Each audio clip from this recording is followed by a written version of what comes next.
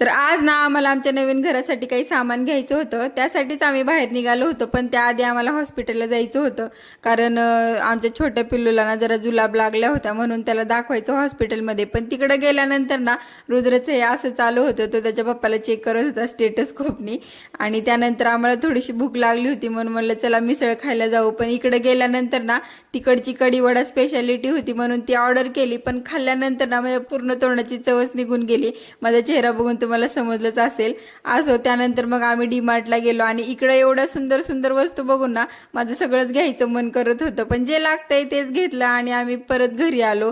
असं वाटलं होतं की घरी लवकर येऊन बाकीची घरची कामं आवरून घ्यावी, पण कशाचं काय, तिकडून येईपर्यंतच आम्हाला पूर्ण संध्याकाळ झाली. आणि घरी आल्यानंतर ना रुद्रचं सगळे टॉय अनबॉक्सिंग करणं चालू होतं त्याचं.